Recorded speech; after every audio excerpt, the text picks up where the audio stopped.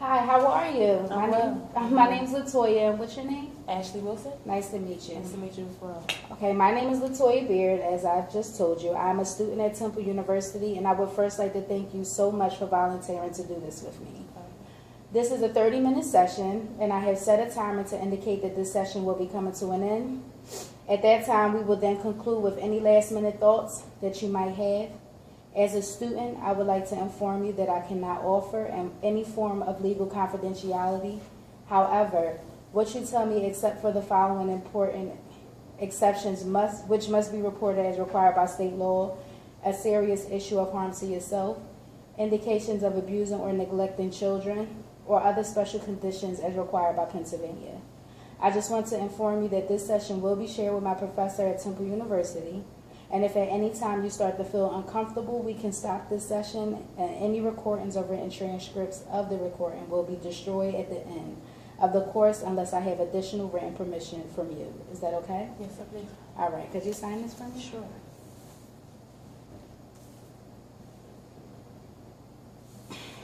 All right, Ms. Wilson. So what brings you in today?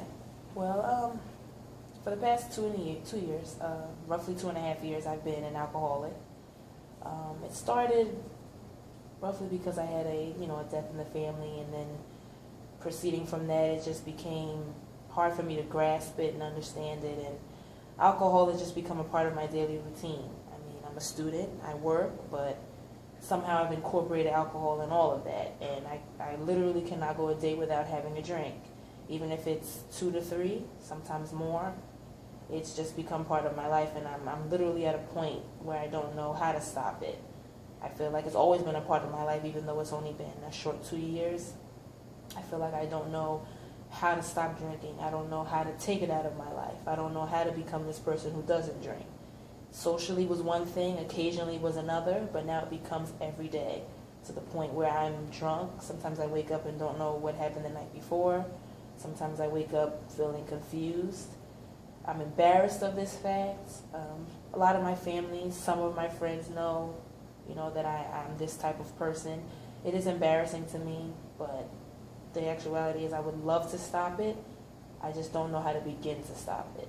So what I'm hearing is that this excessive drinking started around the death of your family member. Yes. Basically. Okay, and how did the death of your family member make you feel? Lost. I didn't know where to go next. I wasn't sure if it was real. It was hard for me to grasp if it was real. It took a long time for me to understand that it was real and that this person was never going to be back. I could never talk to this person again, never call them on the phone. I couldn't ask them for advice. They would never be there in the physical form for me any longer. And once I accepted that, it was hard for me to take that as a reality, and it became even harder as days went on. And even now that this person has been gone for the past 3 years, it's still hard for me to come to the realization that they are gone and that they really will not be coming back. I don't know how to face that, and I feel like when I have a drink or two, I can forget that fact. It can make me sometimes feel like they are still here, that they haven't really gone, that they're not really dead. And I feel like I'm lost in that, and the drink helps me to forget, and I don't want to lose what helps me to forget. Okay, so Ms. Wilson, what are your expectations from this session? What do you expect to gain from this session, and what do you feel as though that you would like me to do for you? Well, what I'm looking for is an unbiased opinion. I've gone to family, I've gone to friends, and they give me the same type of advice. Just leave it alone. Stop drinking. Don't do it. It's not for you. This is not the type of person that you were. Why can't you just leave it alone? And I feel like because they're my family, because they're my friends, they don't necessarily understand completely why I'm doing this to myself. It's not because I want to. It's not because that I am this type of person. I know this is not who I've always been. But the fact of the matter is I lost someone who was very close to me, someone who was a part of my life, my everyday life. And it's hard for me to come to that realization that they're not going to be there anymore. And my main goal is hoping to leave the alcohol alone completely. I don't want to be this person. I know it harms me. I know I'm killing myself slowly day by day. But my problem is I don't know how to stop. And I want to stop. And my goal is to eventually stop completely and not ever come back to it.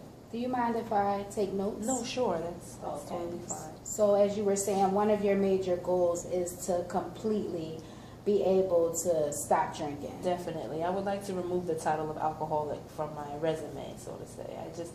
I hate the fact of thinking of myself as an alcoholic. It kind of hurts me. A student, sure.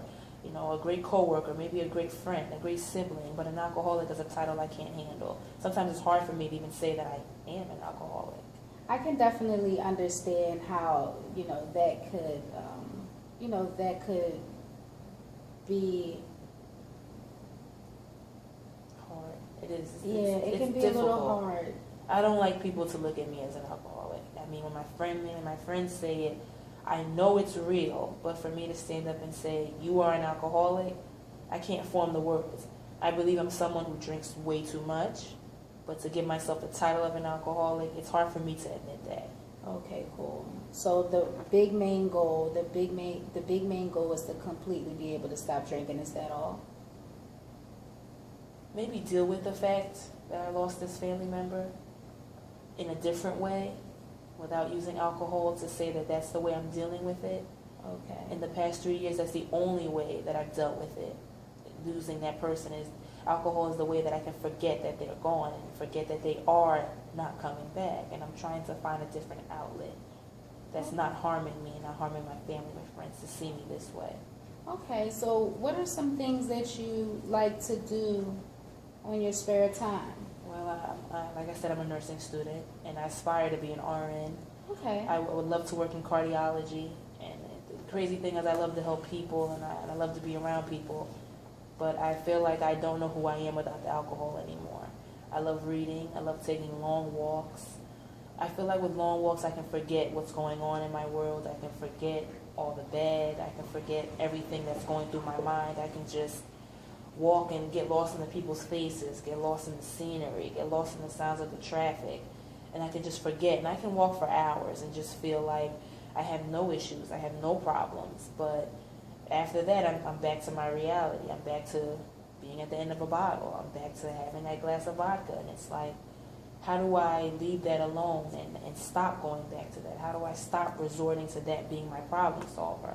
What else can I do to step away from being that individual, from being that person who can't stop that drink, can't stop enjoying it? And a part of me, yes, enjoys it, but a part of me doesn't enjoy the person I am when I do it, so I don't know how to stop that. Okay, cool. So I definitely get that, being able to have some coping skills to be able to deal with your excessive drinking is definitely on your top list. But I do like that you are in school. What school do you go to? Currently I'm at LaSalle University. Okay, do you engage in any extracurricular activities? I take a fencing course outside of my nursing courses, and I love to paint, so I am taking an art course. Okay, so sounds like you have a nice little social life. Do you have a lot of friends? I do have a nice calling of friends. A lot of people from my art class. I meet some interesting people in my fencing courses. They're a little bit strange, but I like that they're strange because it kind of, even though I know they're not the strangest I am, it helps kind of forget where I am. And in painting, I can get lost in that as well. And I love it because I can paint whatever I feel. I can paint what I want to be. I can paint what I see. And the imperfect world that, of course, we live in. But I can make it perfect by putting it on canvas. And I meet a lot of good people there. It sounds great. Maybe one day you can show me some of your paintings. Yeah, sure. How's your family? Are you very close, really close with your siblings, or do you have a close relationship with your family? Not really. Currently, I have 2 brothers, 1 sister. My brother is the one who passed. He was the one I was more closest with. My other brother, younger than me, and my other sister's older than me, and we don't really have a great relationship. We talk occasionally. It's never deep conversations. It's never, hey, what's going on with you? What's going on in your life?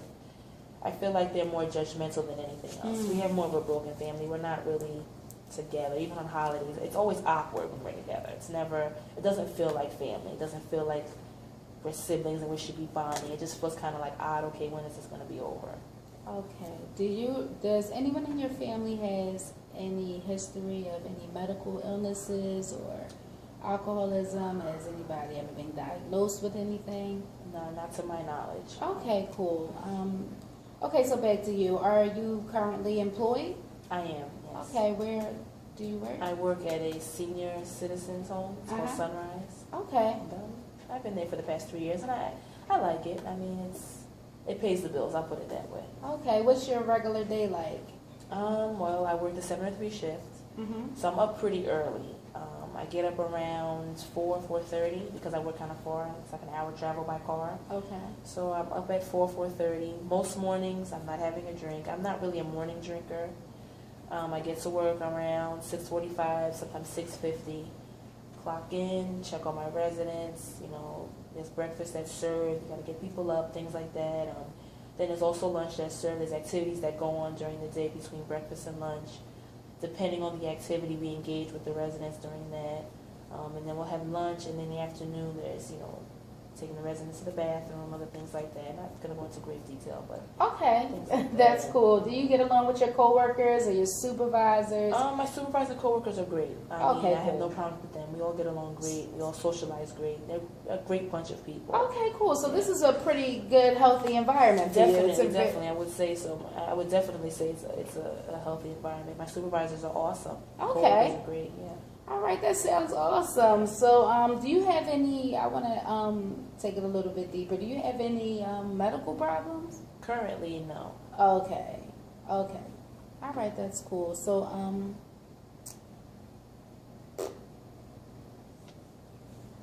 how about spiritually? Are you religious?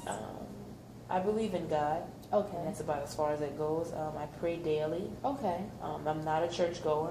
I'm not an avid churchgoer. I try to go basically like the regular people on Easter Sunday, sometimes Christmas. I don't go to church often, not as often as I feel I should. And I don't have the time for it. My schedule doesn't allow it, and that's probably not the best way to be about it. But I definitely talk to him daily because I feel like sometimes that's the only person that really, well, not person, but that's the only thing, I guess, that's listening to me. So I pray daily because I feel like that's a way for me to say things that I can't say to my so-called friends or my so-called family. I feel like with him there is no judgment, so I can talk to him about whatever, and he's not going to look at me like, oh God, she's doing that, or oh God, look at her. okay. So I feel like that's a non-judgment free zone, so I love it. Okay, so what I'm hearing is that, you have a pretty good social life. Your work environment is awesome. You have a close relationship with God. You really have a lot going for yourself. I don't believe that I asked, what neighborhood did you grow up in? I was born and raised in Brooklyn, New York, for 18 Okay, years cool. of my life. And then 10 years ago, I moved into Northeast Philadelphia, and I've been residing there ever since. But the neighborhood that I grew up in wasn't dangerous, I wouldn't say, but it wasn't the type of neighborhood where you would venture out much. I wasn't a street kid. I wasn't out. Street lights came on, anything like that. So we weren't, the type of kids that were allowed to be outside all day. It was more like we had a really structured lifestyle. It was, go to school. You never missed school. Even if your tooth was falling out, you had to go to school. And that's how it was in my household. So we went to school daily, never missed school. You could get straight F's, but you get perfect attendance. Sounds like my house. Yeah, so the neighborhood wasn't awesome. I mean, it had the usual drug dealers, people that were fighting outside, the gangbangers, people that sold drugs with a handshake. Like, we had that whole environment, but my mother didn't allow us to be exposed to that. She kept us pretty close-knit so that we didn't see those things. Yeah. So so how was the switch for you, moving from Brooklyn to, Philadelphia to the Northeast? Was that a big deal for you? I was older. I was about 18, so the only thing I was more concerned with at that time was when the idea was brought up to me, I initially didn't want to leave New York without having finished high school because I'm not for the whole new school thing, so I didn't want to leave in the middle and have to come to a new school and meet new people for my last year, for my senior year. I wanted to graduate with my friends, The only thing I didn't like was having to leave my childhood home, leaving behind the friends that I knew. Coming to Philly the environment was different. The people were different. It's too quiet, I'm used to the busy city life. I'm used to walking down the street and it's like 80, 100 people on the street on cell phones, bumping you with their briefcases, stepping on your toes. Mm-hmm. And then I was used to that. Coming to Philly, it's like 2 people on the sidewalk, 1 car in the road, and it's like, this is weird. It was strange. Did I like it initially? No. I was like, okay, this is dumb. I want to go home. This is not my home. I didn't like people saying I had an accent because I never felt like I had an accent. I was from New York. Like, I never had an accent. If I had one, I didn't know because I was around other New Yorkers. So we didn't have accents, quote unquote. Right. So when I came here, I was like, you got an accent. Every third word is, oh, you say words funny. And I'm thinking to myself, I'm saying them the way they're supposed to be said. Right. So you're telling me I'm saying stuff wrong. It's like, what? Right. The way it's spelled is how I say it. So if you're saying it somewhere that means you don't know how to spell, it's my opinion. Right. So I mean, initially it was hard. It was a hard adjustment. As time has gone on, I've met some great people. I've met some not so great people. Right. I've had a lot of life lessons. I've learned a lot Right. of things like, I don't want to go down this road again, or damn, look what you did to yourself. But overall, what I say was a bad experience. Definitely not. Definitely not. Do you feel like the move made your family come a little bit closer, being as though you moved from out of, Actually, the comfort, you guys' comfort zone, or? I would say I feel like we kind of grew apart a little bit more. Okay, tell me more about that. Came here. I think in New York, because we lived in an apartment and we didn't have a house and we weren't really venturing out, we were younger, we were kids, we were children. And I feel like a lot of the things that were going on behind the scenes, like between my mom and my dad, we knew nothing about it. We were little kids. Like, mom and dad were perfect to us. We don't see our imperfections in our parents as children. We don't see them as human beings yet, in a sense, if that makes sense. When you get older and you become an adult and you're closer to an adult, as seeing your parents, they're adults, you're an adult, as you're still their child, but then when you look at them, it's like you start to see that they're a human being too, that they make mistakes, and you start to see their mistakes, and because their mistakes start to affect you. And it wasn't until I came to Philadelphia and a lot of things started to come out, things that I had never heard before, things that I never even knew that were going on, that apparently were going on for years and never were brought to my attention because I was, quote unquote, too young to know. And it wasn't until we moved out here, we became adults and we started to grow here, that all these things started to come out of the woodwork. And it was just like, wow. And you start to learn things about your parents and you're like, they are imperfect creatures. They do make mistakes. They've made mistakes. The things that you're thinking that you're doing is stupid, they've done them. Okay. They've outgrown them. They've gotten over them. They've had the bad friends. They've had the bad relationships. They've tried the drugs. They did the things they would never want their kids to know that they've done. But they feel more comfortable to talk to you about it because you're closer to that adult. You're not that little kid that they have to say, don't touch that, don't do this. So they feel like they can be a little bit, bond with you a little bit more and tell you these things that they've done. I tried this. I tried drugs, or I tried alcohol, or maybe I've had an abortion or whatever. Like they feel more welcoming to tell you these things. I don't want you to be a young mother because I was a young mother, right. Or I don't want you to try drugs because for this period of time in my life I was addicted to drugs. Like, it makes you look at your parents differently, but then it helps you to understand them as well, like why they acted a certain way or why you weren't allowed to do certain things. And coming to Philadelphia, being here for like the first few years, I learned a lot about my parents, and I got to see them differently from what I knew them to be. They'll always be my parents. I'll always respect them and I'll always love them, but it's kind of nice to know that they're not perfect. It's kind of nice to know why they acted the way that they acted and why it was always no right away, no explanation for certain things, and you couldn't know why I couldn't do this particular thing. Like, why can't I go outside past 5? Is it because it's dark? Did something happen to you when it was dark? Like, and I'm sure there's a lot of untold stories. There's a lot left to find out because according to your parents, you're never an adult. You're old. You could be 50 and they're 80 and you're still their child. Right. So there's a lot of things that they don't tell you until the very end. Okay. All right. Cool. I want you to, if you don't mind, if you feel comfortable, I would like to know a little bit more about the relationship that you had with your brother that is now deceased. Beings though, you see that as one of the reasons that drove you to drinking. So. Well, he was, is it okay if I don't say his name? No, that's fine. Well, he was 3 years older than me. And in my opinion, he was fabulous. And we did everything together. We didn't have that relationship where we fought and everything. We were very close. And he included me in everything that he could. He had his own little group of friends, and I tried my best not to impose because, of course, I'm the younger sister. But he definitely made me feel included. He always tried to incorporate me in whatever he was doing. Even when he hung out with his friends, like he would tell his friends not to curse around me and don't talk about girls and in a certain type of way when I was around. And he tried to minimize anything that, if he was doing anything bad, he tried to minimize it and make sure I never saw it because he didn't want me to ever see him in that light. So I never saw him as a bad person.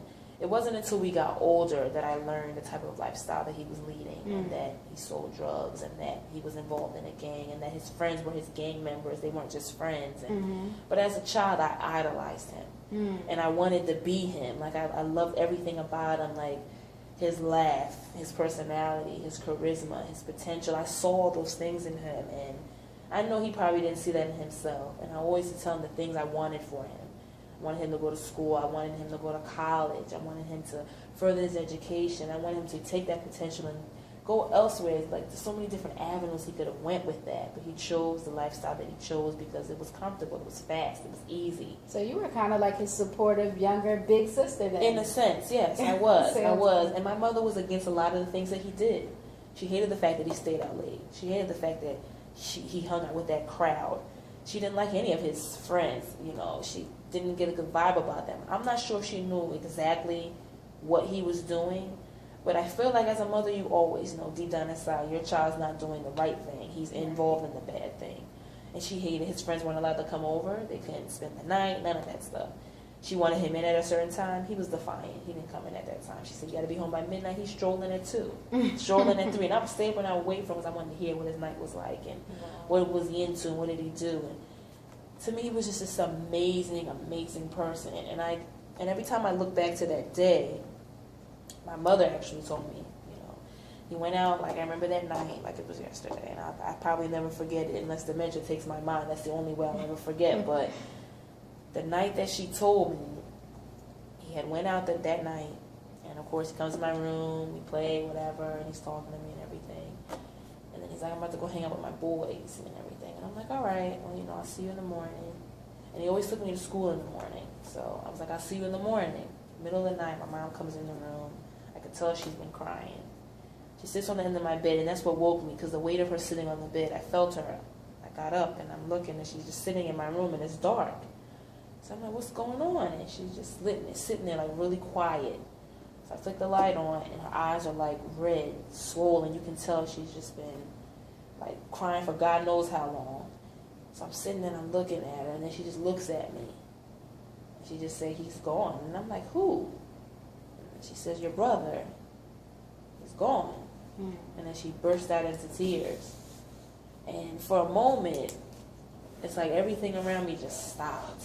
You know, I didn't know what to think, what to do. I was lost. It was like, he's gone. And I remember sitting there for the rest of the night. I was up for the remainder of the night. I didn't go to school the next day, I remember. And I sat up that whole night just staring. And I kept doing, it was like I was waiting for him to come in my room and tell me, come on, let's go. You still not ready yet? And I just sat there, and it's like I waited. And it's 3 years later, and I feel like I'm still waiting for him to walk in that door and say, Dad, you still not ready yet? Right. And I feel like I'm going to be waiting forever, because he's never going to walk in that door and ask me if I'm still ready, if I'm ready. Like, he's never walking in that door again. He's never going to wrestle me to the ground. He's never going to joke about how my head is too big for my body. Like, I'm never going to see him again. I'm never going to see him acting stupid. I'm never going to see him laughing dumb, doing a stupid dance. Like, I've lost that forever. And every day that I go on and I go on, I continue to wait. And I think back to that moment where I just sat there and I waited. I waited, and I'm still waiting. And I don't know what I'm waiting for, because I know he's not coming back. Well, one thing's for sure is that you guys definitely have shared tons of good memories. And I mean, it's definitely somebody that you can hold deep down, you know, deep in your heart. And I'm sorry. I want to first say that I'm sorry for your loss, and I'm sorry that you had to go through that. But that's why I'm here, and we're going to work towards helping you, you know, better, you know, your situation with your drinking. So we've concluded that, you know, that's where your drinking started. So I just want to ask you a few questions. How many times do you,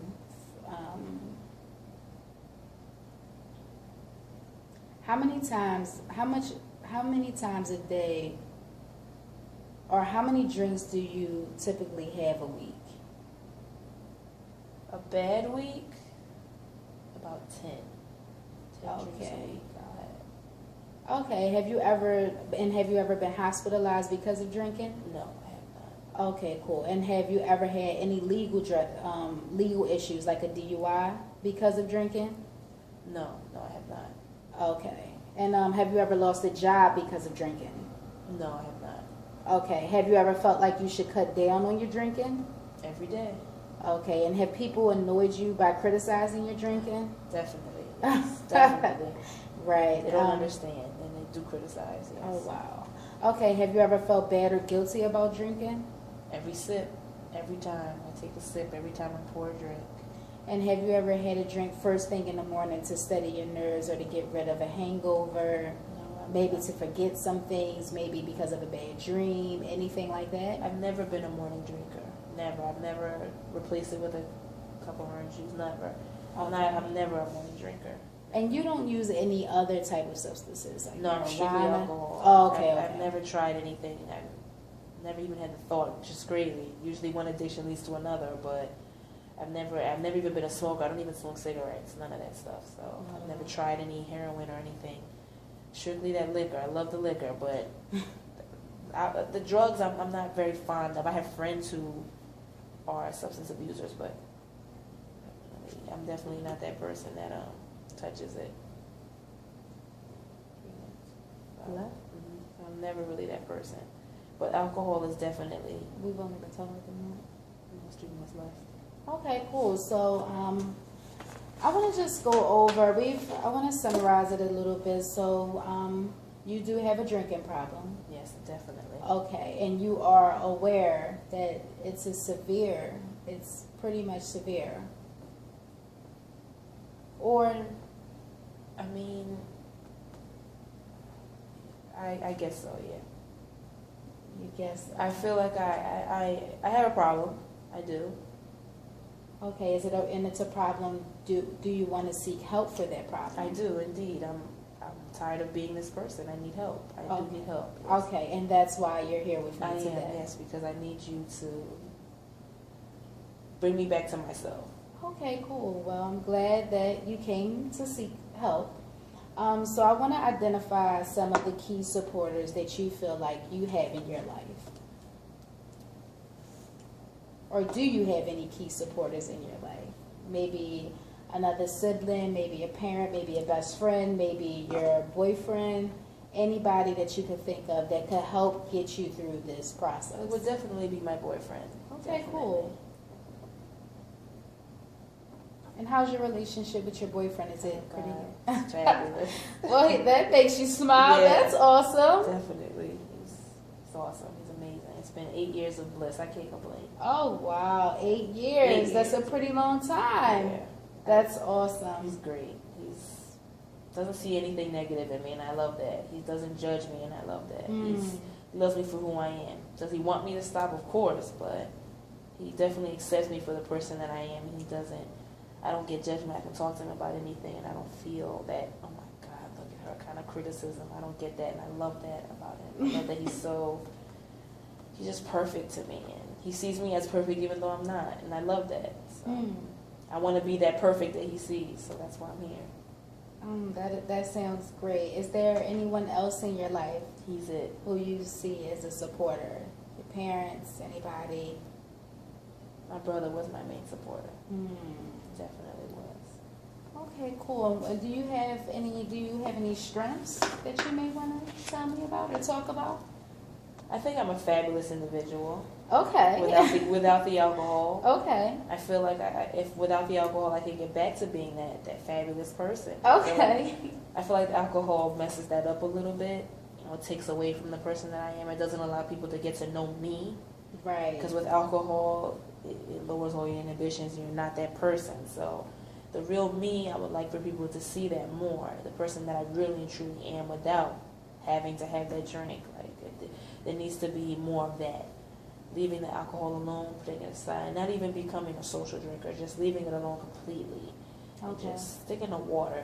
Cranberry juice never hurt anybody. So Okay. I remember you telling me that you're a good painter as well, right? Yes, Is that one of your strengths as well? definitely, my artwork is my life. I love it. Okay. I love it. I mean, maybe after the session I can show you a couple pieces. That would be awesome. I love it. And I just actually got into sculpting as well. Minor, very minor. I'm not definitely not going to say I'm the best sculptor in the world. I might not recognize some of the pieces, but I love to just dabble in everything because it just helps me to forget. And I just love to get lost in it. It's beautiful. Cool. It's beautiful. Okay. So the overall goal is to completely be able to stop drinking, and you definitely have your boyfriend who is a key supporter in your life. You definitely have strengths. You're a great person. We just have to get through that bumpy road of drinking. You love to paint, so you definitely have a wide social network. You have friends, you have your boyfriend, your family, you and your family is still close. If you would like, I can offer, some outside resources so that you could possibly, gain the help that you need. Definitely. We definitely have a drug and alcohol program here for people to come and sit in and, gain some information, be knowledgeable, understand, exactly what you're going through. And maybe you could, is that something that you would be interested in? Definitely. I'd love to partake in all of that. Okay, definitely cool. looking for whatever would help me down the road of success. Definitely. Great. And I can definitely look into, some other resources for you, but I will definitely get you involved in that program. That'd be awesome. Yeah, that would be awesome. And hopefully, it works out for you. So I'm going to end the session now. Okay. And if you have any questions or you need to contact me, I'll give you my card and you can contact me with any questions that you may have later, okay? That would be awesome. Thank you so much for your time. I really appreciate it. You're welcome. Thank you. Thanks for seeing me. Thank you so much. All right.